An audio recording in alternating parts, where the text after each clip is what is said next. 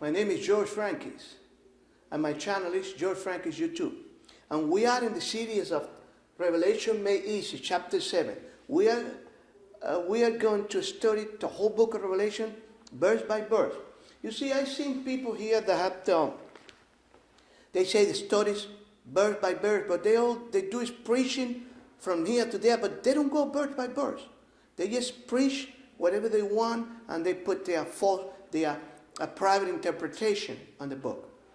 Now, we saw in the last study in chapter 6 that the Creator give us in chapter 6 from the beginning of the movements created to place the new world order and the one world government until the coming of the Yahushua. Now comes the enhancement.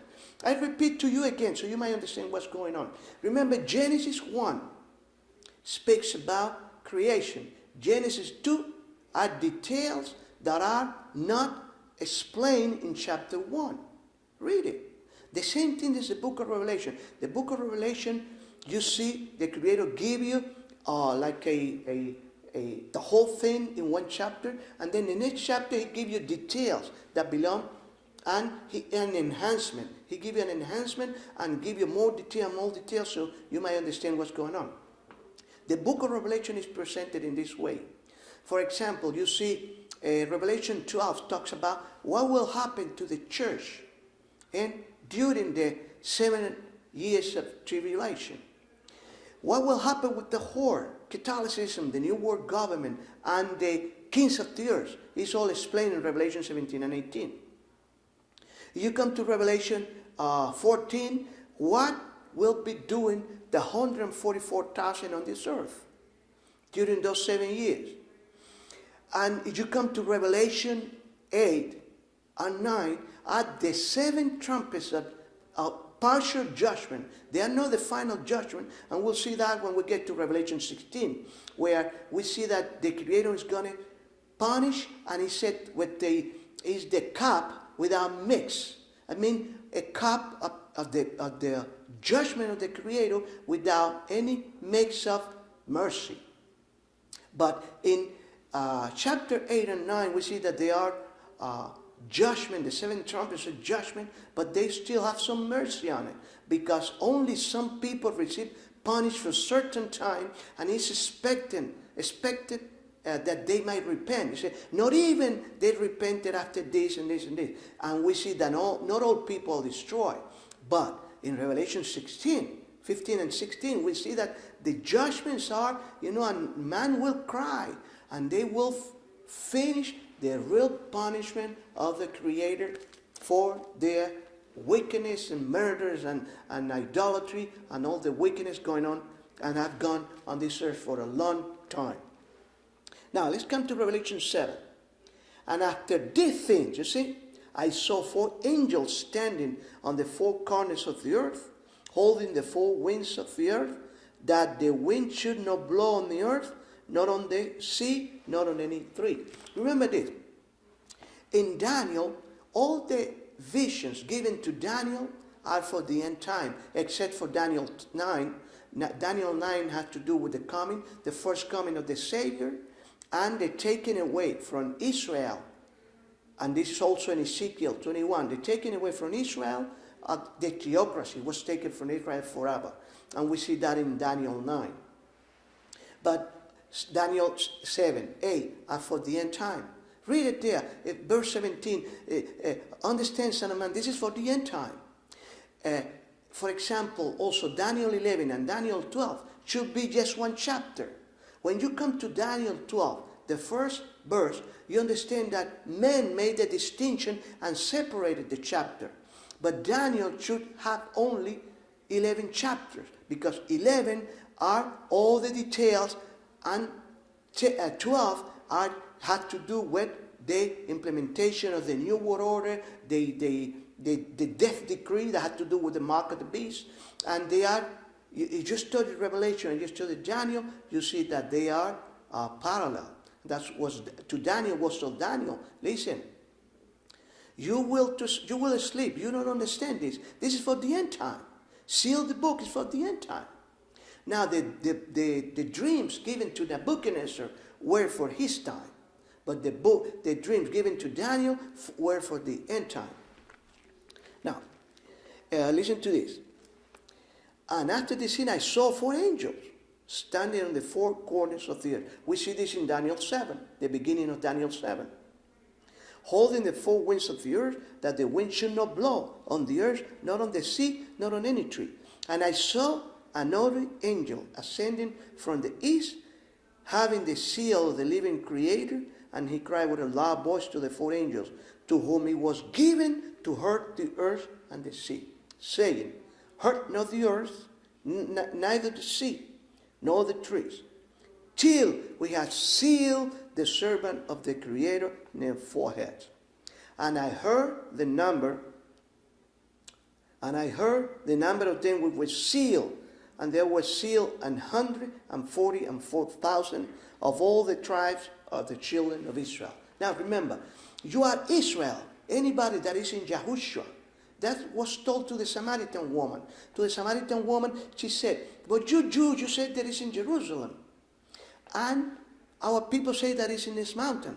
And the Savior said, woman, neither here nor there. The Creator is looking for people that will worship Him in spirit and in truth.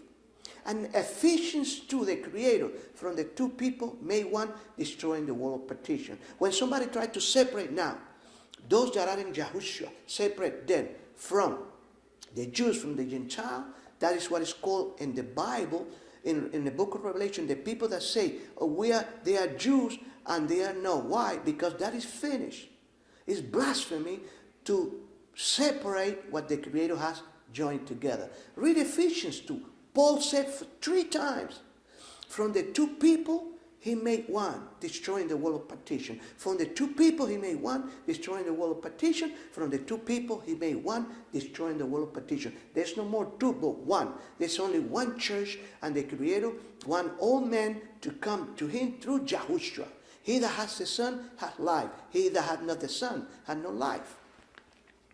So here, when you see, wow, from the tribe, the 12th tribe, you must belong to a tribe, beloved. Otherwise, you won't be able to enter into the New Jerusalem, because the New Jerusalem has 12 gates with the names of the 12 tribes. And the promises of the Creator is we are the seed of Abraham. And to Abraham the Creator is going to give all those that have fallen by the sin of Adam. That is why in the book of Revelation 21, 22, when the New Jerusalem comes, it said the Creator that He will be with men. He doesn't say that's going to be with the Jews. That is why the disciples, when they were fighting to be the first, and the mother, I don't remember her name, came and she wanted the 2 sons to be sitting on the right hand of Yahushua. Yahushua said, it's not for you, it's not given to you. It's going to be given for the 144,000 for the end time. There is a group, and read the church of Smyrna, how they are given to rule the nation with the rod of iron, to that church. And the Creator, the 144,000 are chosen in Revelation 14. Let me read it to you. From where they are chosen. And I looked, and lo, a lamb stood on the Mount Zion, and with him 144,000, having his Father's name written in their forehead. And I heard a voice from heaven, as the voice of many water, and as the voice of great thunder. And I heard the voice of the harper, harping with their harp. And they sung as it were as a new song, before the throne and before the 4 beasts and the elders. And no man could learn that song, but the 144,000 which were redeemed from the earth. Let's keep reading. These are they which were not defiled with women, for they are virgin. They are they which follow the Lamb whithersoever he goes. These were redeemed from among men. That is why Revelation, when you mention the word Jew, because really the word Jew does not exist. That is a distortion. The real word is the word Yahudim, the people that had the name of the Creator. Read Daniel 9, and you will see that the people that is called by thy name, the Yahudim. If you can call yourself a Christian, I'm not a Christian. I'm a Yahudim. I am the people called by the name of the Creator. So let's continue. Saying, hurt not the earth. The Revelation 7 says, hurt not the earth, neither the sea, nor the trees, till we have sealed the servants of our Creator in their forehead. And I heard the number of them who were sealed, and there were sealed 144,000 of all the tribes of the children of Israel. What is the purpose of the 144,000? Remember, we saw in Revelation 6 that the papacy had 4 movements to conquer the earth. And the Creator is going to send 144,000 of untouchables. Nobody can touch these people. If anybody touch them, very bad things are going to happen to the people that touch the 144,000. This is my advice to you. The 144,000 will be, at a time, they will be recognizable. And they are untouchable. If you do anything bad to them, the fury of the Creator is going to fall on you. Remember, He allowed so much suffering and persecution and torture upon His Son when He was crucified. He will not allow this to happen to the 144,000. Even the 2 that are going to preach in Jerusalem during the New World Order, when the one world government will sit there, and the Antichrist, 2 prophets are going to be sent, according to Revelation 11, to preach there. But the 144,000, they're going to be preaching all over the world.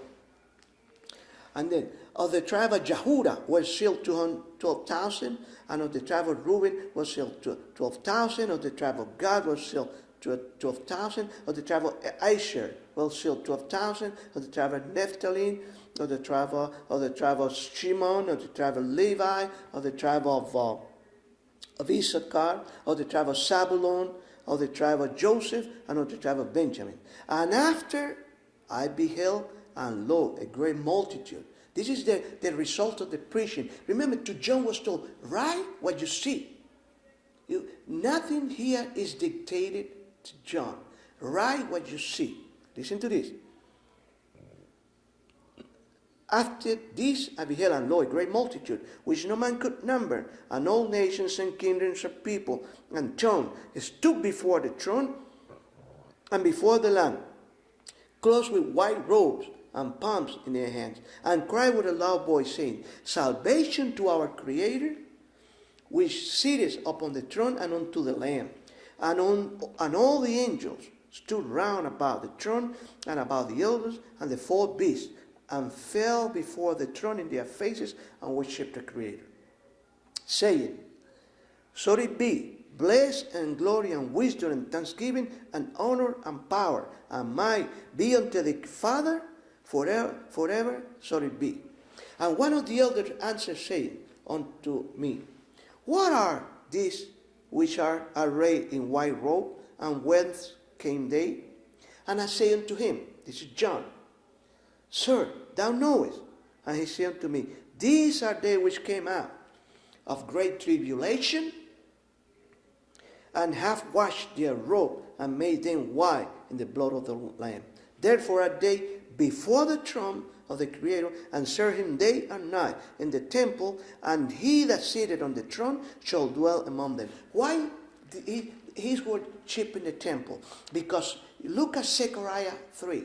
It's the same thing that we see then in Revelation 11. It's symbolic. We see that in Revelation 8. They are counted as they live in the temple in heaven, while they live on the earth. That's what in Zechariah 3 they are called symbolic men. While they live on the earth, the Creator have them counted in heaven as they already live there. Therefore are they before the throne of the Creator, and serve him day and night in his temple. And he that sitteth on the throne shall dwell among them. They shall hunger no more, neither thirst any more. You see, now we come to the end again, to the end of time. To the end of time. Listen. They shall hunger no more, neither thirst any more, neither shall the sun lie on them, nor any heat. For the Lamb which is in the midst of the throne shall feed them, and shall lead them unto living fountains of water, and the Creator shall wipe away all tears from their eyes. So here what we see, we see what we can read at the end in Revelation 22 and 21, when the Creator is with His people and He wiped all their tears. So we begin with these 144,000 preachers being sealed, and the result of that preaching, we see that men are going to be saved, and we're going to see them in Revelation 21 and 22. The result of that preaching. And because the new world order is ready to deceive man. And we'll see that eventually in Revelation 17 and 18. We'll see that in other chapters, how the devil had prepared everything to his reach, to use it to deceive them that dwell on the earth. But as Yahushua said, if were possible, to deceive the very elect. And the preachers, these preachers are going to come on this earth and will preach the true gospel. And people will be prepared, and the enemy will not be able to deceive them. So we'll see the next time with the Revelation chapter 8, and we'll see eventually in Revelation 9 the 7 trumpets, that they are partial judgments. And we'll see in detail when they begin, when they end, and their result after the preaching of this 144,000.